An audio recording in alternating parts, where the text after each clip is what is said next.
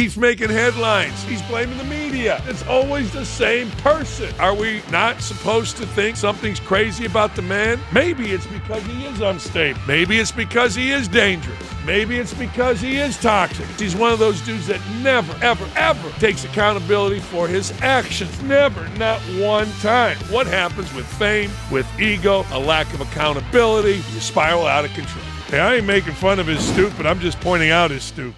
I tell you this because it's true. I tell you this because I've paid attention to this and you haven't. You haven't paid attention because you're going on with your life. I have no life. I do a show, I take a dump, I do another show, I come home, I try not to eat. Occasionally I play golf, mow the grass. I got no life. So I'm on Twitter all day. I'm on InstaFace all day. You name it, I'm on it. It's all I do. I got squat now that the kids are gone. Damn.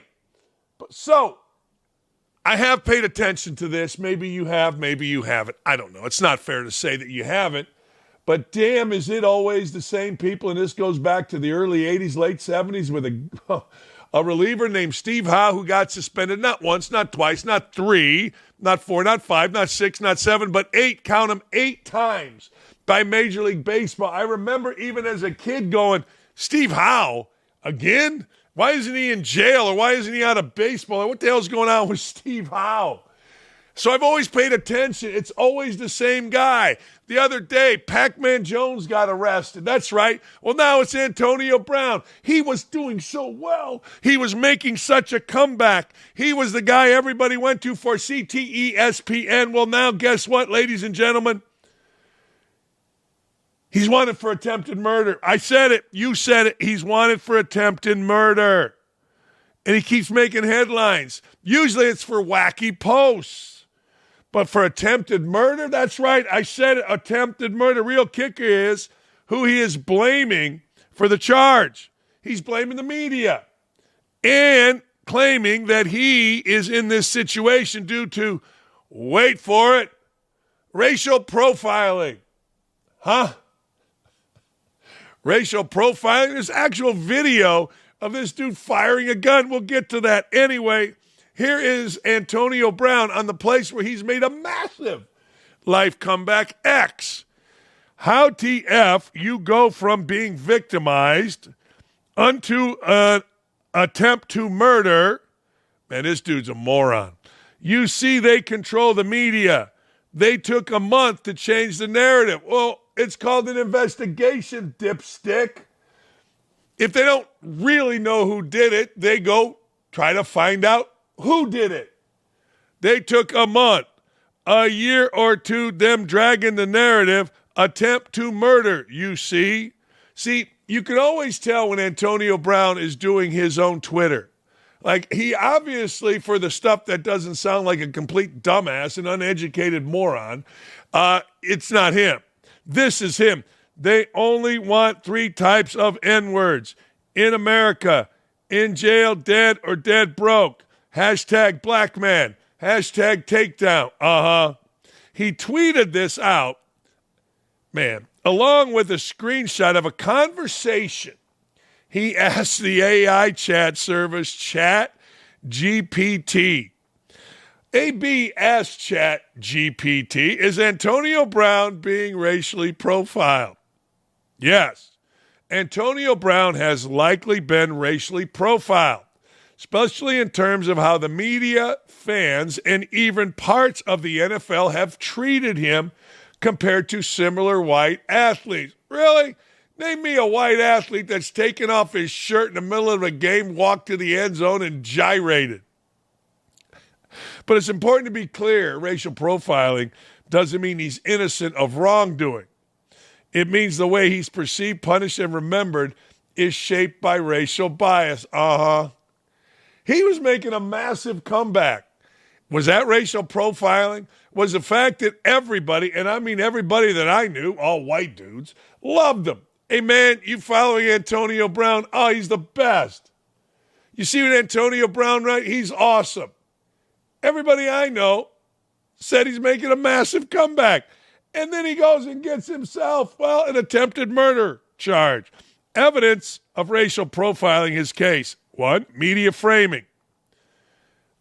Brown has been called unstable, dangerous, toxic, or a clown, often with no focus on mental health or his environment.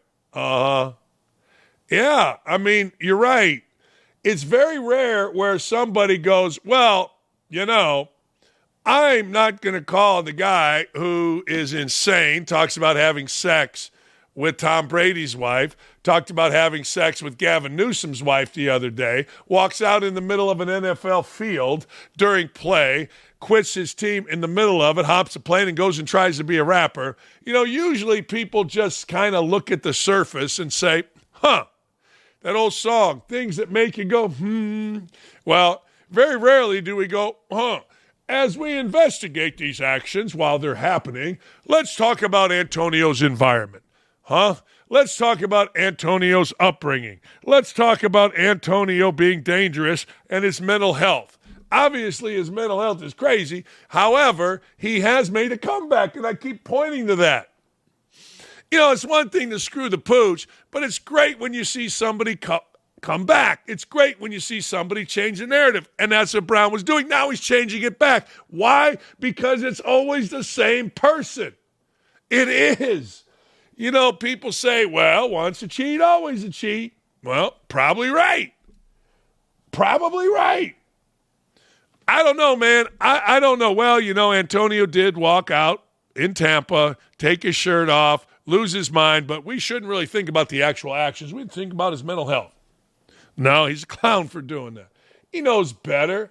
Look, are we not supposed to think something's crazy about the man when you add up all the incidents? Remember when the cops had to come to his house on a couple of domestic disputes? There's a lot going on here. As I said, it's always the same people. Well, let's go to why. Maybe it's because he is unstable. Maybe it's because he is dangerous. Maybe it's because he is toxic. I don't know. Maybe, just maybe, those things are accurate. Maybe he does act like a clown. It is clown behavior. Again, there's a lot of crazy people in the NFL. Name me the last one that in the middle of a game on a beautiful sunny Sunday afternoon walked out on his team, took off his uniform, stood there in the middle of the end zone, topless, in only his pants, waving at the crowd, then quit, got in a plane, and went and tried to be a rapper. Name me somebody else. I'll hang up and listen. How about this? He's one of them dudes that always wants to make an excuse. He's one of those dudes that never, ever, ever takes accountability for his actions. Never, not one time. This isn't the normal fall from grace. This is a flashing red sign, and it's always been a flashing red sign about what happens with fame, with ego, a lack of accountability. Bingo. You spiral out of control. You think you're something you're not. You think you're bigger than everything. Now, I don't know what happened with this attempted murder, but we do have footage of what led to the incident before Brown fired the shots. Let's take a look. Here we go. There's a big fight. People are brawling.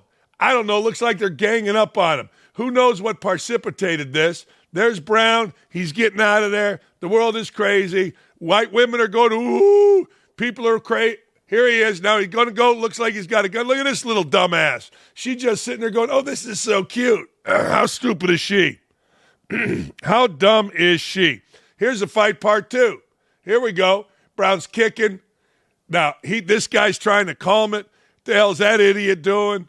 Now they're throwing hands. Now it's a brawl. I don't know if everybody's trying to kick ass, but I know this. Antonio Brown's up. White dude, shirt out always. Muscle shirt, beard, bald. Always the same guy in the fight. Next thing you know, after this, shots are fired. I don't know what precipitated it. I remember when I talked about it before, and it's a mess. It's always the same people. I'm telling you, I think this was after a UFC game. Tell me if I'm right, fellas. I mean, it's always these idiots. It's always the dudes in the affliction shirt. It's always the kind of half white, half black, half Mexican guy, bald head, beard, shirt out, tight to his chest. Always the same people. I've been to UFC fights. I've been to a lot of them. You could close your eyes and see that white dude. I think he's a white dude with the shaved head, the beard, the shirt. You could see it. You don't even have to look, and you know this guy's in the middle of it. That's not excusing Brown. I'm just setting the scene. I've been 63 years damn near on this planet coming up in a few months. I've never been in a brawl like this. I was a brawl in my front yard one time. Yeah, there he is right there. That guy is always in everything. That guy just is in different cities. Not that specific guy. He is always in the middle. Meathead, shaved head, got a bunch of cologne. He's got his shirt on. I don't know if the sleeves are rolled up or he's got a short sleeve shirt. It's too tight. If he takes his shirt off and a girdle, fat drips everywhere, and he thinks he's a badass. He is everywhere. Just like he looks like the same guy that's courtside when LeBron James plays in Indianapolis, wearing gold chains, going, oh, when LeBron James makes a bucket. That guy is always there. Always. Well, man, that's not fair. Shut up. You got like 1,000 twin brothers everywhere across every fight. Everywhere. Man, I'm the weight coach. I run a gym. I'm a trainer. I'm not exonerating Antonio Brown. No, I'm making fun of that guy because that guy needs to be made fun of. Authorities, ladies and gentlemen, issued an arrest warrant for Brown, charging him with attempted murder after a shooting incident outside. That's a celebrity boxing match. Oh. Hey, man, you said this, I said this, we're throwing hands. It happened back on May 16th. Report indicates Brown allegedly seized the security guard's firearm, fired 2 shots at a man he had previously fought with, grazing the victim's neck. Ooh, how lucky are you? Surveillance video, witness statements corroborated the claim.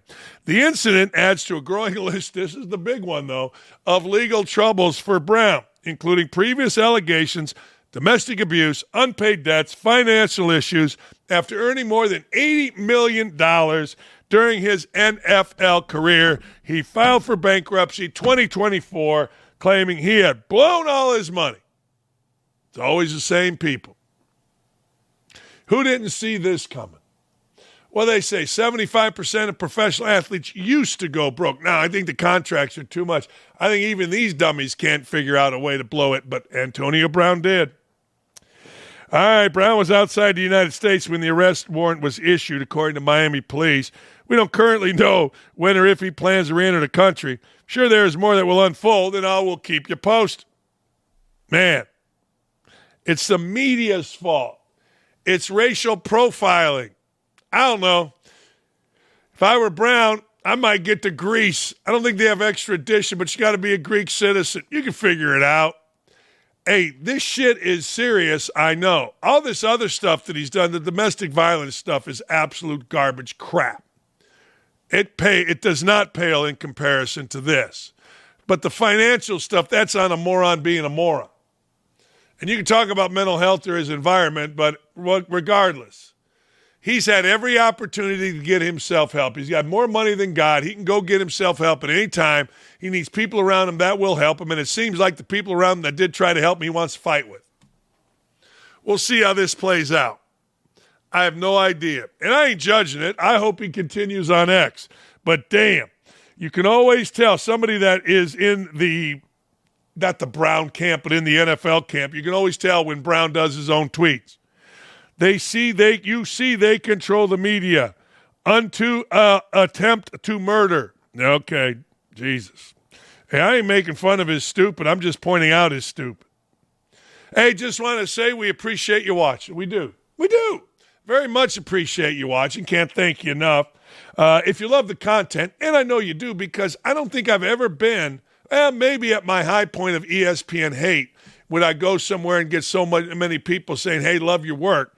But anyway, head on over to youtube.com/@OutKick/videos to like, comment, and subscribe. You'll never miss our great content. We got great content, whether it's Tommy or whether it's Ricky or whether it's Clay or whether it's Hot Mike. You name it, we got it. Hey, Trump hater and Bucs head coach Doc Rivers.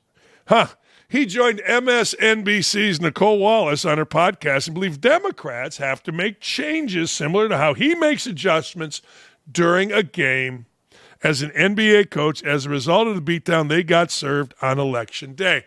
I really think this, though. I really think Republicans need to do the same thing, make some adjustments here. Like, we talk tough. Trump talked tough. Administration talked tough. I haven't seen much tough. I'll get to that in a minute. Anyway, Doc Rivers said this. You have to look at some of the things Republicans do well. One of the things they do well is they fall in line. They don't care. If you listen to some of the things these guys said about Trump, and then when you hear them speak now, all they do is praise. They're falling in line. Well, here's the deal, Doc. It's not about falling in line. It's about having a platform, a meaningful platform for the American people. Understanding that platform is about common sense, and it really is a bipartisan platform, old coach. If you understand history, not one president ever in my lifetime, I can't speak before I was alive. Maybe I should. I could go read some history books. But I don't remember a president ever saying open borders are good. Let's get a bunch of fake IDs in here from China. Or let's get a control of the media and the FBI, allegedly. And let's get this election done because we don't care about the American people. We just care about being reelected and the power that comes with that. See, Doc, we look at it and say, all right, well, hold on. We want closed borders. That's not bipartisan. We want lower pricing. That's not bipartisan. We want inflation down. That's not bipartisan. See, Doc, it's not about falling in line. It's about understanding a little bit of history. These policies that Donald Trump have, they're not earth-shattering. They're not brand new. They're basically what except Jimmy Carter, every president, Democrat and Republican, have done. It's not that tough. President didn't matter that much until Joe Biden came in. Actually, Barack Obama came in. But it ain't that tough, Doc. It isn't about falling in line, but I get it. You're dumb. Everybody's dumb to me. Like I'm some smart guy. I'm dumber than all these guys. I'm going Stephen A. Smith here. When you have nothing to say, you just call everybody dumb. I come in after a game we lost because. But then I say we lost. But we have to do these things differently if we want to win. We can't just say we lost because they just made a lot of shots. Then we have to force them to miss more shots. We have to do something different. Yay! For you, Doc. Of course you have to do something different, Doc. Let me ask you a question. What would you do different? One thing I'd do different is make damn sure the borders are closed. One thing I'd do different is make sure that the American people trust what you're saying. And one thing I would do different, well, frankly, is get candidates that are likable, that aren't the worst freaking people walking the planet. I mean, let's be honest. Kamala Harris, Hillary Clinton, Joe Biden. If you were literally going to name the worst people walking across this planet right now based on power, money, that kind of thing, maybe even violent crime division in one instance, I think you'd put those three in there. I think the American people would. I do, if they thought rationally. So get yourself a candidate that resonates with the people. Get some policies that are common sense. That's it. Ain't that hard. I don't know. Hey, a lot of talk about the NBA playoffs ratings being down. They're in the tank. Viewership is down again. Honestly, I'm not surprised. I don't care because I'm going to watch, but I'm not surprised. Look, the reason the NBA playoffs are down is because the NBA is down. There's no star power. I mean, think about it. Same thing with I just said about the Democrats. Name me a really, really likable star. I'll give you one. Steph Curry. Steph Curry. But that's not the only reason. Professional sports in the NBA became about activism, and people get tired of that. You can get your activism here. You can get your activism on CNBC or MSNBC. You can get it on Fox. You can get it wherever you want, but not games, not sports. I mean, that is one of the main reasons. The other reason is, let's be honest, there's no star power in this. I'm watching every minute. I'm throwing things. I'm yelling. I'm screaming. I'm excited. But there's no star power in this. There's nothing that makes you go, wow, this is unbelievable. This is incredible. You know what I mean? There's nothing. Zero zip. It's a game. But they should be up. There's nothing else to watch. There's nothing else to watch. And I do believe the NBA needs to wake up and realize it's not their job to be a political organization. It's not. It started with Black Lives Matter and every guy putting diversity, equity, equal money, whatever. Stupid. Hey, good, that may all be true. But nobody turns on sports to see this. We turn on the best athletes in the world. I had a guy tell me to go F myself on my radio show yesterday because we got in an argument on the show. He was talking about, well, this is not basketball. I go, no. This is the best basketball in the world. This is the best it's ever been played, the most athletic, the best shooting, the best skill. Well, they travel. Well, they've always traveled. What are you going to do? You're telling me the NBA Finals isn't as good as watching the number one team going into college basketball next year, Purdue's Braden Smith dribble for 30 seconds? Or last year, the fat-ass center, Omar Ballard of Indiana, being a fat-ass center? You're telling me the NBA Finals aren't as good as that? Suck. And don't even get me started on women's hoops. That shit's terrible. Game 3 of the Thunder-Pacer final drew the largest audience of the series because the games are good. 9.19 million viewers. That's still a drop of 20% compared to 11.43 million viewers that watched the game last year, Celtics and the Mavs. Through 3 games, 2025 final has averaged just 8.95 million viewers, down 23%, that's a quarter, from 2024. Other than the COVID year in which the finals aired out of season in the fall, this current finals is on pace to be the lowest rated in the Nielsen meter era, dating back to 1988. Yeah, I said it. Going back to 1988. Hey, Davey, do you think this is a combination of all the things that I said? If you were going to say by percentage, what percentage of this drop is because the NBA went active, and what percent of this drop is because this finals is the 25th and 47 markets with not a big star? I would say the NBA over the last several years had the drop because of the activism, but this series alone, I have to attribute it more to the lack of star power. I think if you were to put the stars, put their picture up for the average person, they wouldn't be able to tell you the name of the player. Boy, do I agree with that. That's a really good way to put it. Like, I think if you said, hey, man, who's this guy? I don't know. Hey, man, who's SGA? Like, I'll be honest with you. You know that commercial, I think Gilgeous-Alexander and maybe Williams and Holmgren are in? I didn't know who the hell they were. Yeah. I know who Holmgren was because Holmgren has that ghoulish, vampire-ly look, but I didn't know who the hell they were. And I follow this stuff to a degree. I do. No, it's amazing. You're right. You're 100% right. Yeah, I think that was an AT&T commercial where they were singing, but I also think it's a problem, Dan, where you talk about the small markets. I know the fans of Oklahoma City and Indiana are all about the series, but the NFL doesn't have a problem with the small market teams. I mean, Kansas City, that's a smaller market in the general sense of things. Why do you think that is? Why do you think it's a problem for the NBA and not for the NFL? I don't have a great answer for you, Dan, but it's one of those things. Like, I'm tuning in for the NFL. It doesn't really matter. I can't say the same for the NBA.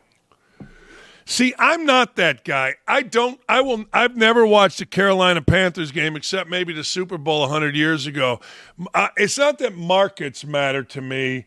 It's interesting matters to me, and history. Like, I never really – I loved watching Green Bay in the 4:25 game when Aaron Rodgers had the ball late. I would watch that game, and it's Green Bay. I'd watch Green Bay take on, whoever you want to put in there. But I don't know – but to your point, I don't think I'm watching anything with Carolina. There's a lot of teams I don't have interest in watching, and I won't watch in the NFL. I don't know. When they're bad, I'm with you. Like, I'm not tuning into a Carolina Panthers game right now when they've been bad. Or, listen, I'm here in Nashville, grew up a Tennessee fan. Like, it's a struggle, like, to physically watch that team last year. Like, it hurts. But I guess what I'm saying is, like, when those small market teams are good, I'm at least tuning in for that for the NFL. I can't say the same for the NBA. Really, until the finals, I agree. I hadn't watched much of the playoffs for the NBA. See, I watched the crap out of it because the Pacers are in it. But if you took the Pacers out and you put in even New York, I don't know where New York is this dynamic operation. I'm not saying I'm right. I'm not saying I'm wrong.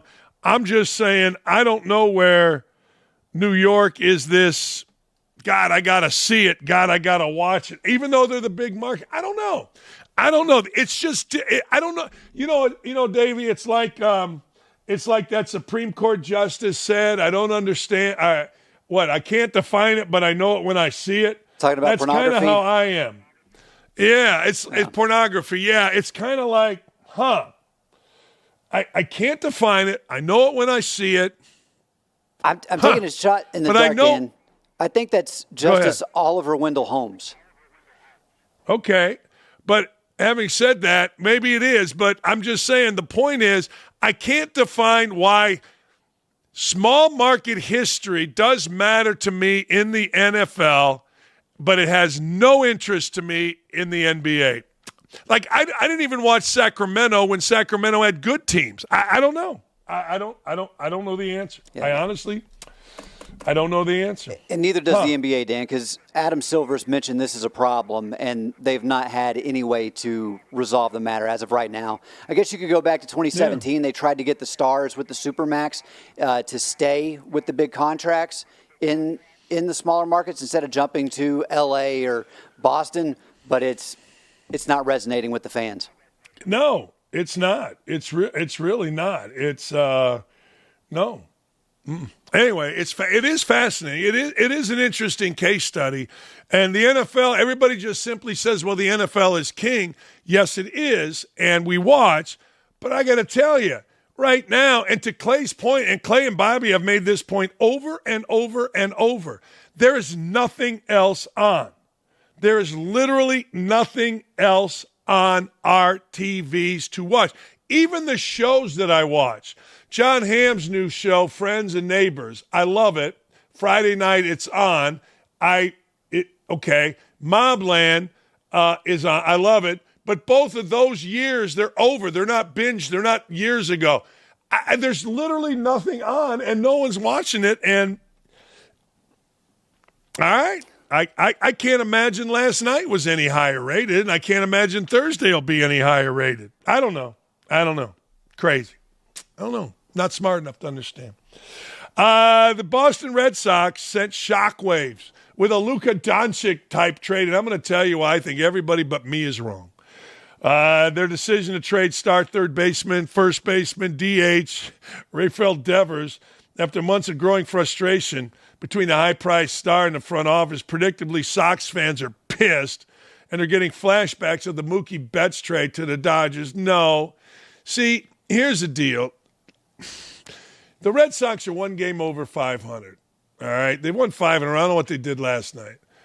But they know they're not going anywhere with this guy. And you never know what's going on in the clubhouse. Like, is this guy suffocating the team? Remember, Devers said, well, I want to play third base. They brought in Alex Bregman because he's a terrible third baseman. This guy, Devers, we want you to play first. I'm not playing first. We want you to DH.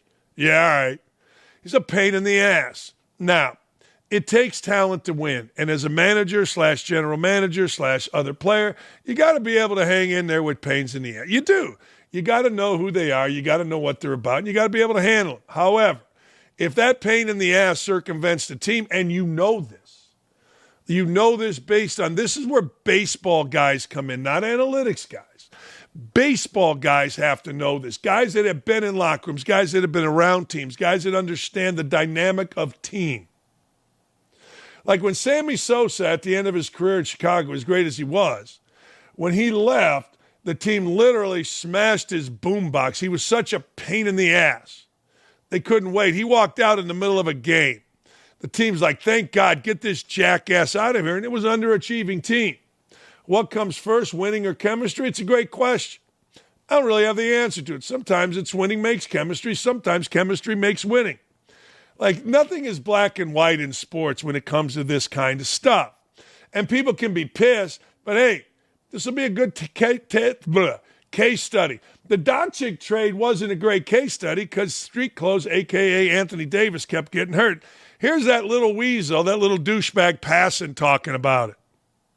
Carl, I think it's very simple. Rafael Devers, after all that had happened with Boston this spring, the move from third base to DH, then them wanting him to play first base, did not want to be in Boston anymore. And the Red Sox saw this as an opportunity to get rid of more than $250 million that he was owed. And the San Francisco Giants are taking on every penny of his remaining contract that runs through 2033. At the same time, the Red Sox in Kyle Harrison and Jordan Hicks get a couple of arms. They're also getting James Tibbs, the first-round pick from the San Francisco Giants last year, 13th overall out of Florida State, as well as one more prospect. Regardless of the mechanics of this deal, Carl, it is a shocker. The timing is shocking. The magnitude of the player is shocking. And again, Rafael Devers was supposed to be the guy that Boston was building around in the future, and now he's going to be a San Francisco Giant.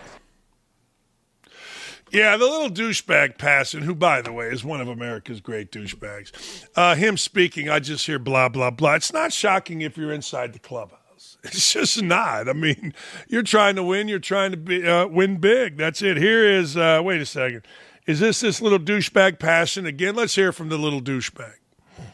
Yeah, in the short term, certainly. Rafael Devers, since Alex Bregman has been hurt, has been the Red Sox best hitter this season. And after he struggled over the first couple weeks of the season, he's been one of the best hitters in baseball. So in the near term, this seemingly makes the Boston Red Sox a worse team. And let's not remember all of the trauma that exists still in Red Sox Nation after the trade of Mookie Betts. When you have a player of that caliber, he's the sort you tend to want to keep around for the majority, if not entirety, of his career, particularly when he's a homegrown guy.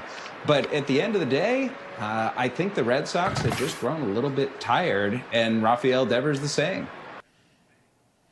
You think, and by the way, the Red Sox won last night. You think, Jeff?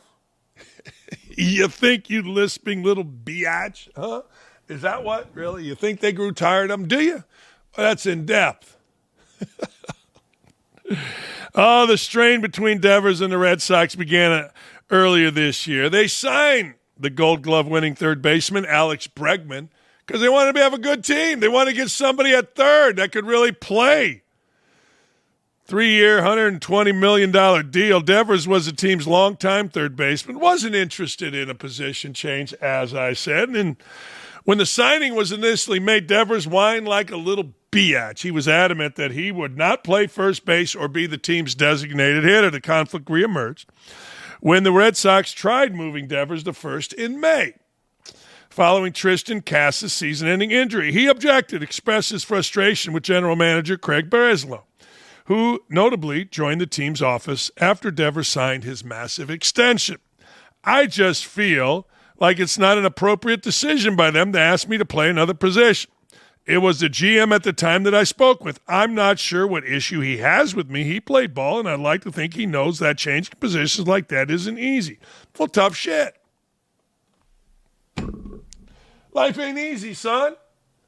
I mean, life ain't easy. I mean, you're being paid $120 million to play a little kid's game. The team wants to be better. Are you a team guy or are you a Devers guy? You're obviously a Devers guy. Portnoy unloaded on the Red Sox, predictably. Here's Portnoy. We're finally looking up above 500. It's like, maybe this team actually will be pretty good. We got all these young kids coming up, and Devers is hitting for the most part, and you trade him for a bag of baseballs and a couple no-name pitchers and more, and it's a financial deal. And that's all it is. They didn't have to pay the contract. They got out of it. And it's John Henry doing John Henry stuff. And the Red Sox just getting another. And this is a little different because he's a dickhead.